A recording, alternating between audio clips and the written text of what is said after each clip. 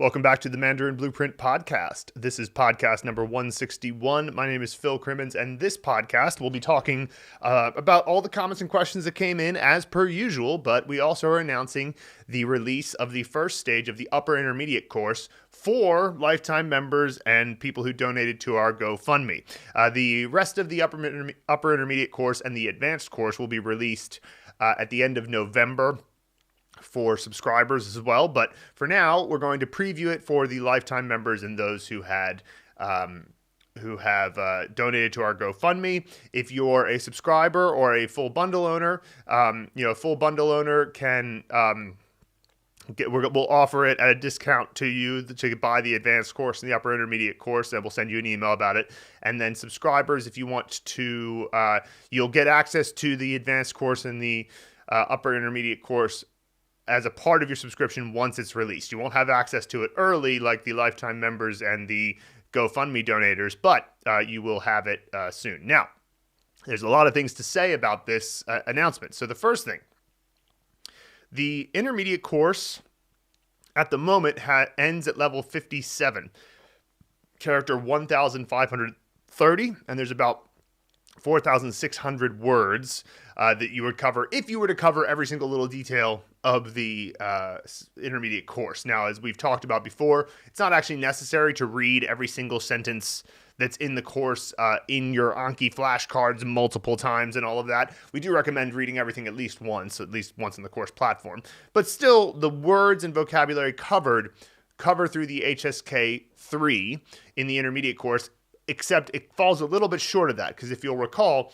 the HSKs were they were renewed and they were given new word lists and new leveling structure in July of 2021, and that was, of course, well after we released the first iteration of the intermediate course. So when we looked at the word list, we found that there were 15 characters and several words that were missing. If we wanted to say that at the end of the intermediate course, you can pass the HSK 3. So we're adding one level to the end of the intermediate course, level 58. It'll include those extra 15 characters. And there's actually about 200 to 250 words or so at the end of level 58. So that's also going to be added there. And level 58 will be released later today, actually. And you'll have it before this podcast was out. If you're a subscriber, if you own Mandarin Blueprint in any way, you will have access to the intermediate course, because that's not the new course that's coming out. It's an additional level that we're adding to the end of the intermediate course in order to satisfy the requirement of reaching the HSK 2 and 3 and all the content that are in those by the end of the intermediate course. So that's coming out soon. And as I say, all of it's done. The characters and the Vocab Unlocked lessons that include the vocab that you unlock by learning a character, and the Vocab Boost lessons, which are essentially foundation course characters that create words that are like more medium frequency and in the HSKs 2 and 3. So that will be out soon, and that'll give you plenty to work on. The level is kind of big, so even if you're already finished with the course, you'll probably be able to spend a few weeks on this level.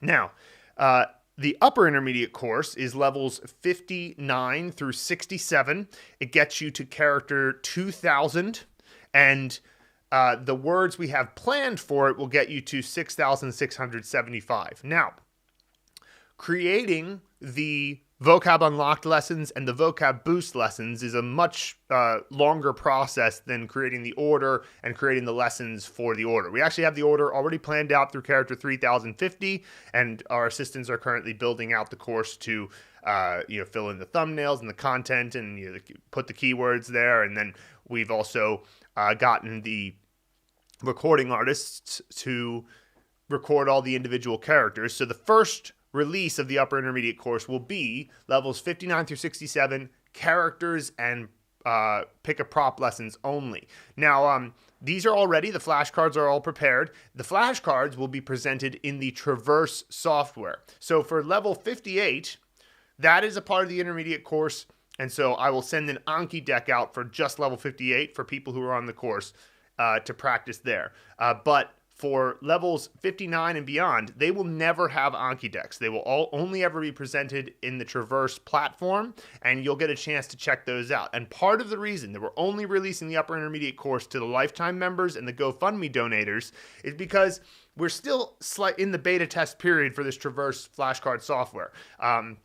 We've made a lot of the fixes that many of you have recommended for the vocab boost, close delete sentences type flashcards, but we haven't done as much for the characters and the props. And while they function pretty well from our perspective, there's always little things you might miss. And so it's going to serve as like sort of a beta test / new release. So for those of you who are lifetime members and for those of you who donated to our GoFundMe, you'll be getting access to levels 59 through 67, make a movie flashcards and pick a prop flashcards on the Traverse platform, not on Anki.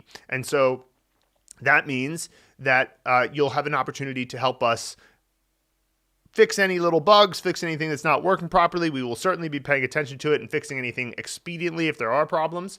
And that way, we can roll out Traverse for the entire course after we've gotten your feedback. And so very much looking forward to that.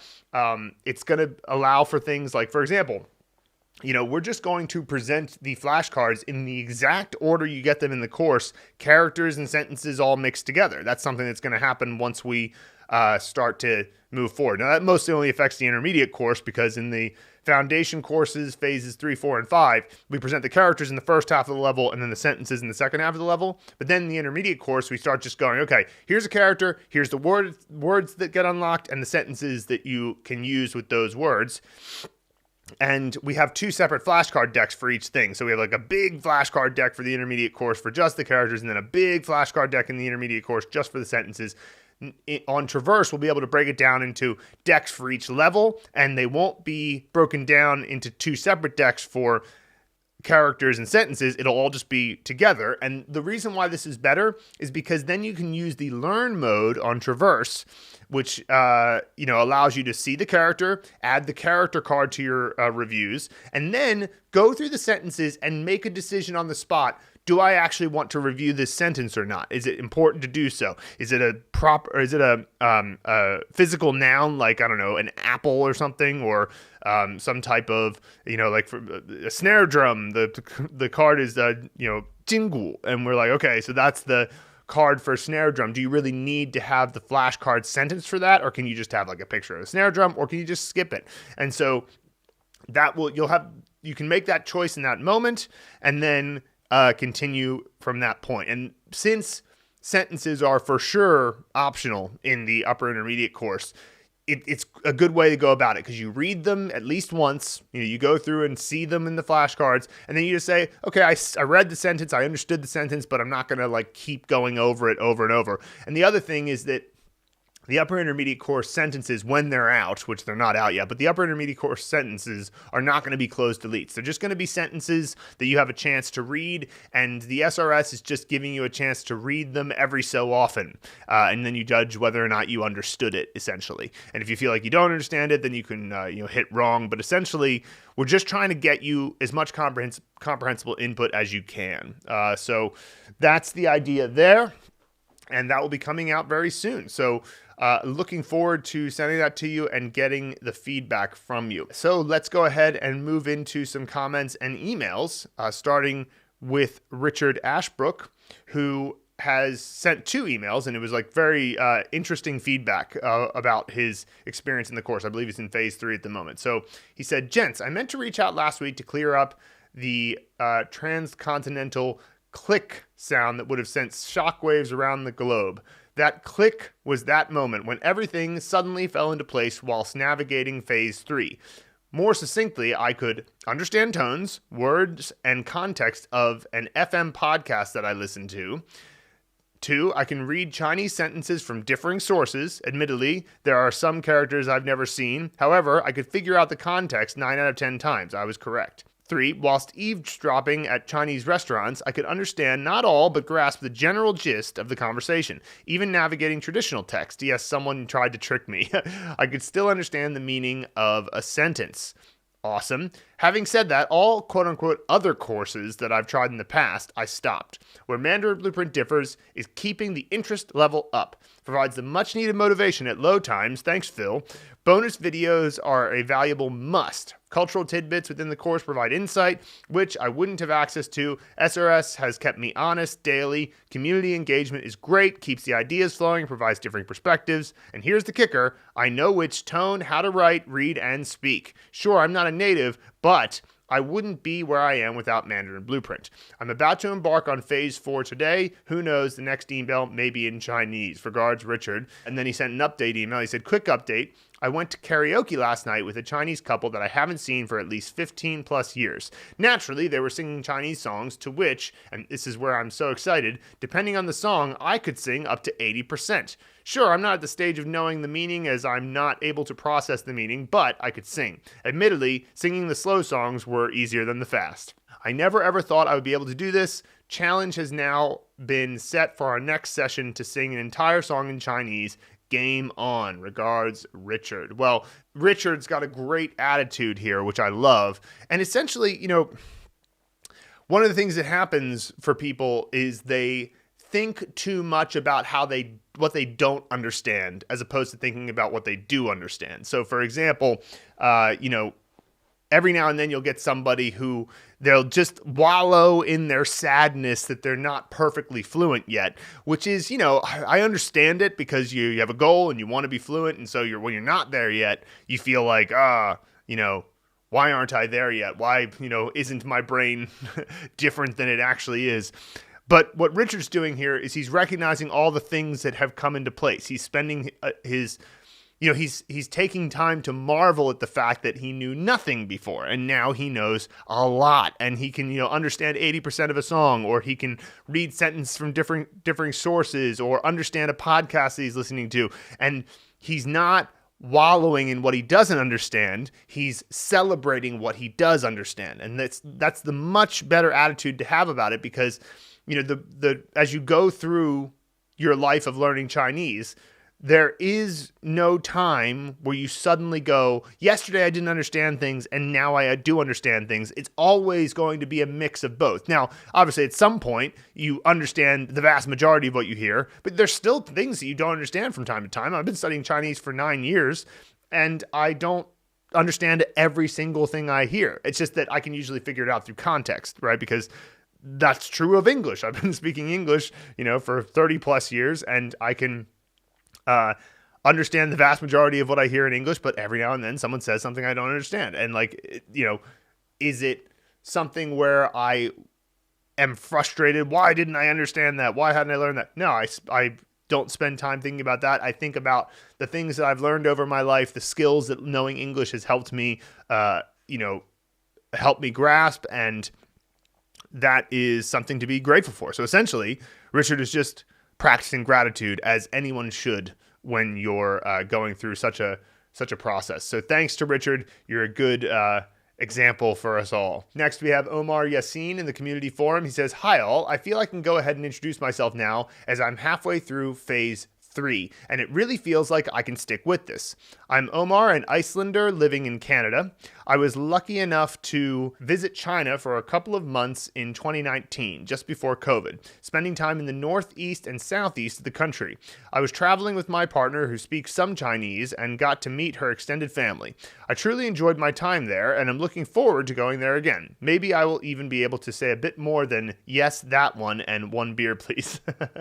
Mandarin is the first non-Germanic language I spend any real time with, and it is a challenge having no frame of reference. I do speak a few Germanic languages, but studying Mandarin is a lot more work for me. I sometimes have those off days where almost all the Anki cards seem to be new. Having those days is demotivating, but going into the forums does help bounce back. I'm excited to be entering the reading phase. In my previous non-Mandarin language studies, this is where I can really feel the difference. I don't think I would have believed myself only a few months ago if I told myself I'd be reading actual sentences in such a short time. Yeah, that's something that, obviously eventually you've read enough sentences that you're used to it. I think that it would be fair to say that Oscar, who's one of the, we did a case study with him and he's in the intermediate course right now, he's gotten over his marvel at being able to read sentences, because recently he's been complaining that the intermediate course stories are too hard for him.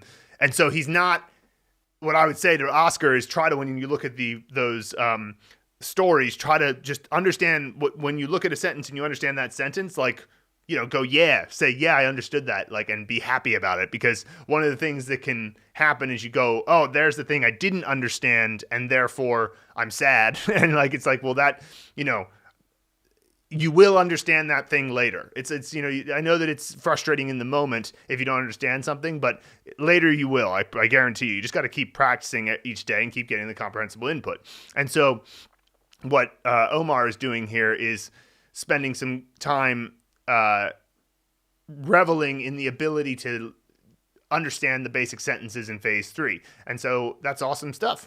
Next, we have Ramon on Welcome to Phase 3 Simple Grammar. He says, I'm so proud of myself for getting this far. Although I have not been doing it as fast as others might have been doing it, but I am taking the scenic route. I'm enjoying this journey. I'm very excited for the new phase. Looks like the course is laid out very well. Well done, guys. So yeah, like it's funny. It's always fun in the podcast to go over the people in different stages and recognizing that, look at Ramon here being happy that he's been able to do the characters and vocabulary section. At the beginning of phase 3, you haven't even really started sentences yet, but you have learned a lot. You learned how to pronounce, you've learned how to learn a character using mnemonic devices, and you probably have the confidence that you'll be able to do that for all the characters, and you've learned how to put characters together into words, and that is a great achievement. And you don't even really know any Chinese yet from a grammar perspective, because you're just getting started with that bit, but you're still happy. I love the attitude, and it's great to see that. And there's always a next step. There's always a new thing to move towards. Next, we have Linn on Nighttime Beauty, Daytime Witch, which is the first paragraph of it, which is from phase 5 in the stories. So yet another stage of the course where somebody is. And let's see what Linn says. She says, reading stories instead of random sentences has really cranked up my motivation to a whole other level. I really want to know what happens next. For a moment there, I was just enjoying the content and almost forgetting the fact that I was reading the story in Mandarin. I'm looking forward to the day when I can sit down with a whole book and just read. What suddenly came to mind is that scene near the end of The Matrix when Neo is facing Agent Smith and Morpheus exclaims, he's beginning to believe. Not so many months ago, this text would have looked like nothing but Matrix code squiggles to me, but now I'm having a blast reading and understanding it. Listening is going to take a while still, but it's also getting better. Yeah, great attitude once again from Linn. And it really does make a difference when you can start reading beyond just individual sentences. Right now we have people writing sentences for levels 59 through 88, which is, all there mostly just to be like an advanced dictionary so that you can have at least an example sentence for each word that you learn. But ultimately, what's going to be the bigger project after that is creating good graded content that you read throughout the upper, intermediate, and advanced courses. And so that is, of course, more motivating because you can always, you try to follow the plot. And then if you can follow the plot, then you go, okay, well, great. So I understand, what's happening with the nighttime beauty and the daytime witch and what's going to happen in the next paragraph. And that's just also why we release it paragraph by paragraph. So great stuff, Linn. I'm very happy that you're finding that level of success. Next, we have Mirko on level 16 complete. He says, great job, guys. I have no problem understanding the phrases when I review them in Anki. However, it is a whole different story when I listen to the audio files only. The comprehension rate drops from 95% to about 40%. I guess that is normal at this stage, or is there anything I should do specifically to work on my listening comprehension? Thank you. Yeah. So we've talked about this at length in many different podcasts. So I'll keep it brief, but the main thing to understand, and that's something that Linn talked about in her previous comment as well, is that listening always comes last because it gives you the least leeway, right? So when you're reading, you're sort of listening out of time, right? So you have plenty of time to look at what you're writing, look at what's been written down and go, okay, let me take my time to understand this. But when you're listening, it's just in that moment. You either got it or you didn't. So it always is the last one to come, but everything is improving. Your listening's improving, your reading's improving, your writing and speaking are improving, because the only way they can improve is by getting more access to the language where your brain is just surrounded by the language in that way.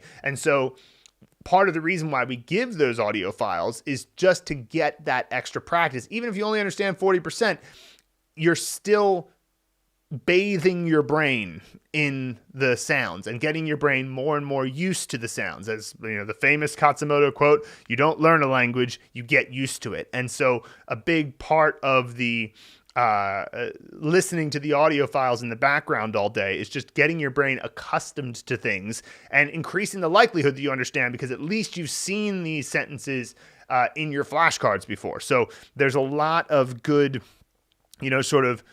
unconscious learning that's happening there, and then while still being maybe even 40 to 50% conscious, which is great. Like, that's an incredibly large amount for level 16. So it's awesome stuff. You're not doing anything wrong at the moment, Mirko. You're following the right steps. It's just that there's no way around it. Listening always comes last. So just having that expectation is good. Just keep having the Chinese on. Like, that's the best thing you can do for your listening, is just never turn the Chinese off if you can, and then another great thing to do with your listening is to talk to people and get into conversations, but it's a bit early for that. At level 16, you probably need some more comprehensible input before you'll have much to say. However, what happens, I find, when you're in conversation with people in real time is that the stakes feel higher, because you don't want to just get lost in the conversation and completely not be able to understand. So you tend to your brain tends to, show up for the prime time. It's like your brain will, do better because of the stakes being a little bit higher in conversation. And so that helps with listening as well. But you're doing everything right. Just keep going. And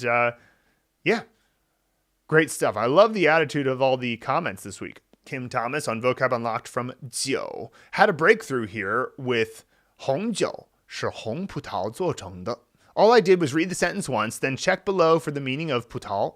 I read the sentence again and immediately understood the sentence without having to translate each singular 汉字. For me, it's another massive motivational push. Mandarin Blueprint Method, thanks again. And so, you look at the sentence and you say 红酒是红葡萄. Okay, so we don't know what this word is, right? 做成的. So the 红酒是红. Okay, so the red wine is red something made of, right? 做成的, right? So what would you think that would be? Well, you know that red wine, your knowledge that red wine is made from grapes is not something that is Chinese provided for you. That's life experience provided that for you. You learned it at some point as a kid that wine is made from grapes. So when you see the sentence saying 红酒是红 blank made of 做成的, you go, well, what? I know it's made of grapes, so 葡萄 must be grapes. And that's just one of those things that, I'm glad that Kim pointed this out here, because it's one of those things where when I'm trying to explain to people that context will teach you, it's kind of one of those things that you just feel like you have to have faith in. That's an example of why you can do this, and why sometimes as a second language, there are certain things that are easier. Like if you learn the word grapes as a kid, if you didn't know even what grapes were, then when you say wine is made from grapes, you're like, well, what are grapes, right? It's possible as a kid you wouldn't even know what grapes are. I mean, you probably learned what grapes were before you learned how wine is made from them, but still.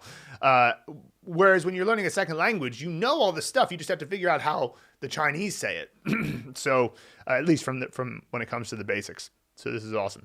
All right, we have Melissa on the Living Links logic of Chinese word learning. She says, I love the idea of adding funny to the search to find more outrageous images. Yeah, I was just listening to Penn Jillette talk about this from Penn and Teller, and he was talking about using the Mind Palace, and he said that, the more taboo something is, or funny or whatever, but in his case, he was pointing out how taboo things are very memorable, so violent images, sexual images, things happening that, are pretty wild or whatever, they are very memorable. So he will look for, the example of something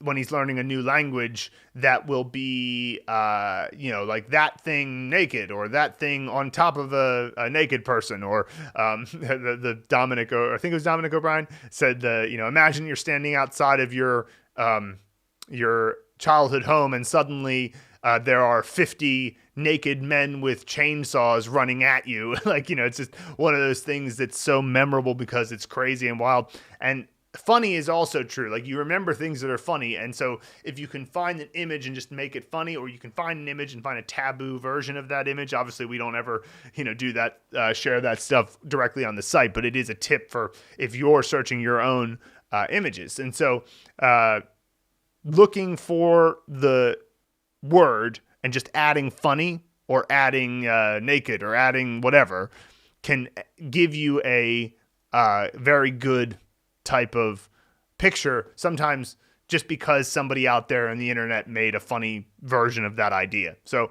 very good point by Melissa to emphasize that point.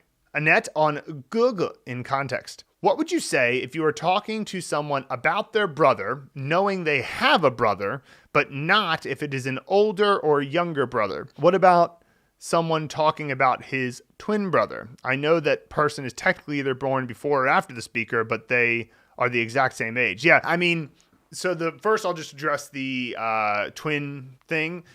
Whoever came out first is the gēge. It's just how it is here. Like, so even though they're the exact same age, the one that came out first is gēge, and the one that came out second is didi. So there's that. Now, the general word for brother is 兄弟, right? So 兄弟 is the word 兄弟姐妹. So if you wanted to ask, about somebody's brother, you could refer to it as 兄弟. Now, and usually I think Chinese people will just end up asking, is this your older brother or younger brother? And so all you'd say is 你的兄弟比你大吗? And I would just say, is your brother older than you? And depending on the answer, then okay, it's your gēge or didi. So you can use 兄弟 to refer to brother in general, and that's how you would do it. And like I say, at some point you're going to just end up asking about it, at which point you'll know. And so that's how it works. Mirko R on 中国 in context. He says, I understand this dialogue when reading it the first time and feel like Lao Tzu himself now. So if you don't know, Lao Tzu is the, sort of mythical founder of Taoism. There's no actual definite evidence that he existed, but he probably did. And, he's, if you feel like Lao Tzu, then you're definitely making a lot of progress. Awesome, Mirko. Oscar on Vocab Unlocked from Zhi. He says, a quick Google search seems to show that gay is by far more common use of 同志 than comrade. Yeah, so, I mean, first of all, comrade is a bit of a, Soviet Maoist type of word, right? So it's like, since the Maoists sort of have lost a lot of their, there's a bit of reverence for Mao still, but clearly they've allowed for a lot of capitalism to come into China since Deng Xiaoping. So they don't use comrade as much. But if you are in the Communist Party and you are talking to other Communist Party members, you may use 同志 in this way. But Oscar's right. After the end of the Maoist era, 同志 slowly started to become sort of a euphemism for a gay guy. And it's specifically a gay guy, not a gay lady. So, 同志 is, these days it's sort of kind of that type of usage. Lauren Gathman on 桌子 in context. She says, is there a difference between 手机 and 电话?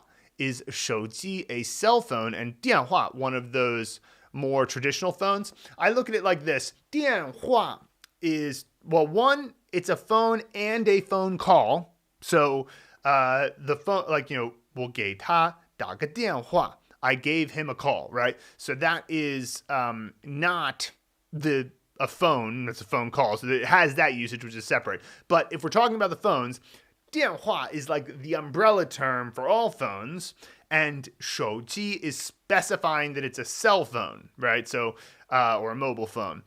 You could say 座机 to indicate that it's a landline phone. I don't even think we have that as an unlocked word because they're so rare these days for people to still have them. But, some people still have them, and that's called a 座机. And again, that's a 电话. They're both 电话, but they're just more specified. So they've got the Venn diagram of it. It's like not a Venn diagram. It's just the dianhua is the big circle, and then within the dianhua are a 手机 and a 座机. So yeah, that's how that works. And like I said, 电话 can also be a phone call, and 手机 and 座机 are not phone calls. They're just the object itself. Annette Bicknell on 在 in context. She says, 我没懂你可不可以再说一次? I see that it is a verb construction and a yes or no question, but why not 可以不可以? Why is it 可不可以? Is it only correct in the form of your sentence, or can both be used in the omission of the first E? Is simply how people speak. Well, first of all, I'll clarify this right up front. Nobody says 可以不可以. It's 可不可以 always. So, remember that 可不可以 is correct. Now think of it like this. The structure of the word is can, 可, by means of 以. 可以. So and usually there's like an implied thing. So 你可以做. So you can by means of doing, right? It seems a little bit superfluous, but that is the structure of the word. And so if you're thinking of that, can or cannot by means of, can, 可, or cannot, 不可, by means of 以, 可不可以, right? So that's the way you say the verb 不 verb when you're using 可以. You could use it with other words that are like this, like 可能 means maybe, 可不可能, is it possible or not possible, right? Now that's a little bit less common than 可不可以, but it's still another way that you can imagine using the 可不可 something structure. So that's the answer to that. And thanks to Annette for the question. Next, we have some vocab living links that were shared. So these are things that are connections to a word. It's either how the word sounds. So you say the word and it sounds like maybe an English word that you know, or it sounds like an English phrase you could put together. Perhaps it's just a picture that you strongly associate with the word. It could be the reference to a movie, or perhaps it could be something where one of the characters sounds like an English word, and the other character, you use the Chinese meaning, and you kind of connect them that way. So there's all sorts of different ways to make living links, and these help you attach what you're learning to something you already know, which is all learning is connecting something to what you already know. And so these are techniques to do that more expediently. So first we have Chad Wrestler on Vocab Unlocked from la douze, which is diarrhea. And he says, you have to use Jeff Daniels from Dumb and Dumber for this one. I agree. If you've seen Dumb and Dumber, there is a scene where he needs to use a toilet very badly and then finds out that he can't flush the toilet after using it from having la douze. So that very, very memorable living link there from Chad. Annette on Vocab Unlocked from 以, 可以, 以为, 以上, 以下. And she says, suggestions that may help trigger ideas for others. 可以. If you are an adult, you can buy a lottery ticket, which may allow you to win big money, and a picture of lotto tickets. So, sure. So sort of may or can or allow you by means of, good stuff there. 以为, a side-by-side photo of Biden and Trump after Biden won and Trump lost the election, but mistakenly thinks he won. Yeah, sure. That's obviously, I'm sure that I've got a Fox News dad, so he would be on the other side of that one. But, nonetheless, though, it doesn't matter if it's like something that's objective. All that matters is that it means what it means to you. I mean, so it's like kind of, that's a good one. I like that. So, that's side by side. Trump thinks mistakenly that he won, and there we go. 以下. 1, a stress barometer with the needle at moderate and where lower is better, or a mallard duck with ducklings following right below. Yeah, so that makes sense. You can see a classic mother duck with the ducklings, and they're right beneath. 以上, an image of the Alberta province in Canada. COVID curve currently as the level or higher is a huge problem. Okay, well, that's obviously very specific to not just Annette, but also the time of when she's posting it, because I'm sure that this is a comment that will last for many years. So as of 2021, then that's relevant. But sure, that can work. And 2, an image of a scientific paper with a diagonal stamp saying the above mentioned added in a PowerPoint and made into a photo. It is a phrase I've read many times in science texts. So fair enough. Yes, that's definitely as the above mentioned. 以上的话. Seong Tan on Vocab Unlocked from 西东西 and 西边. My Mandarin tutor told me that in the old capital, Xi'an, the markets to buy things were located in the east and west gates. Yeah, a lot of ancient cities are like that. You have the gates, you have sort of markets. In Chiang Mai, Thailand, there's a big market at the south gate every night, and then once a week, there's markets that run to the east gate. And so... the East Gate. And so that was I enjoyed that the few times I've been to Chiang Mai. And so similar in Xi'an. Keith Evans on Vocab Unlocked from Lo Shang, and Lo Xia.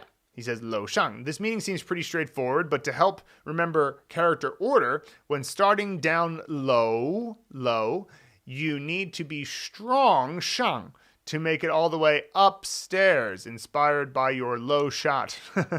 Yeah, I like that. It's good creative thinking because, we used to, in English, we'll say upstairs, which would be like shanglo, which actually is a word in Chinese. It means to go upstairs. Shanglo means to go upstairs, but lo shang is the noun upstairs, right? And so is lo xia is the noun downstairs. So I like that he's thinking that to try to come up, make sure you have the correct word order there. Keith Evans on Vocab Unlocked from 最好. At Sears, many products were offered at ascending price levels, with their qualities was labeled good, better, best. That's also the slang, and then there's also the slang mo better. So yeah, absolutely. I think I actually remember that from Sears. That's bringing me way back because I don't think Sears has been around for a while. Carrie Woods on Vocab Unlocked from 随时, and she says, I used a picture of a 24-hour shop here. I sometimes struggle for pictures, so I thought I'd share. Yeah, a 24-hour shop, absolutely. That's a good representation of 随时because, of course, 随时means 24-hour shop is a place where you can come at any time. 随时. So that's awesome. Great one from Carrie there. That's it for this week's Mandarin Blueprint Podcast. A reminder, the intermediate course, level 58, by the time you hear this, has been released, and the levels 59 through 67 either has been released or will be very soon for the lifetime members and the people who donated via GoFundMe to our advanced course GoFundMe campaign. So thanks to those of you who contributed, and head over to mandarinblueprint.com to learn more about how the Mandarin Blueprint Method can get you from knowing nothing about Chinese to fluency and literacy in the fastest time possible on the internet. So we'll see you next week.